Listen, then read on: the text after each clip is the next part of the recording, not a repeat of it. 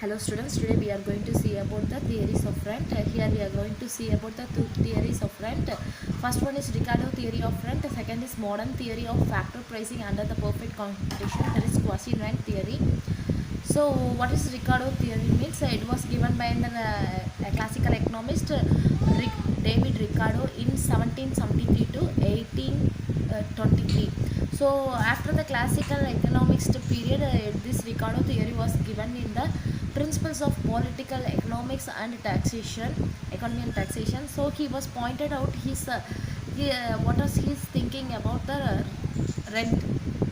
So this economist was trying to say that the land was giving the amount according to its capacity.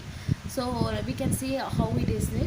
The portion of the producer of the earth which is paid to the landlord on the account of the original and indescribable powers of the soil. The Ricardo in his theory of rent has emphasized the rent is rewarded for the services of land which is fixed in supply. So if it gives more and more return means it will be paid more and more. If it is giving less returns, less harvesting means we will be paying low rent to the land. It's according to the capacity of the land. Secondly, it rises due to the original qualities of land which is destructible. So he's saying the nature of the soil, the climatic condition, minerals, etc.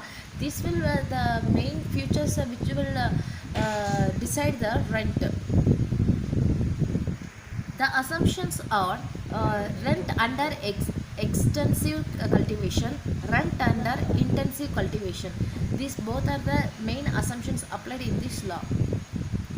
So we can see an example that there are A grade, B grade, C grade and D grade of land, and hence the cultivation was taken over all the grades of the land. Here we can see that the yield was 50, 35, 20 and 15. It was going on reducing. The D grade land is known as no margin land. Actually it has no margins, no big output. It's just giving a little amount of output, so it was known as no margin land. No, otherwise it is known as no rent land. So here the all things, goods return, we can see that how many the total returns was very less, 2500, 2100, 1400 and 1200.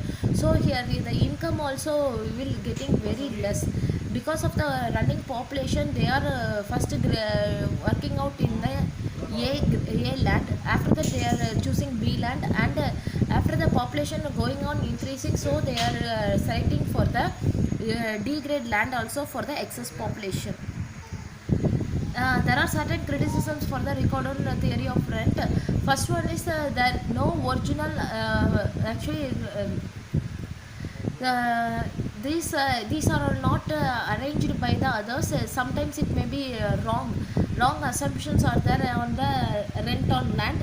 The rent enters into the price. No, next is the wrong assumptions of the perfect competition. All lands are equally fertile. Historical wrongness will be occur and neglects of the scarcity principle.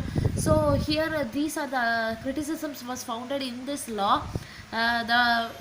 These points was given that sometimes it may be wrong in some of the different places also. Next we are going to see about the quasi-rent theory. It was given by the Marshall, viewing that the differential surplus arises in the factor of production. So it is the rent but a temporary gain. So here the Marshall is trying to explain the quasi-rent theory by it cannot be increased, and if the price falls it cannot be decreased.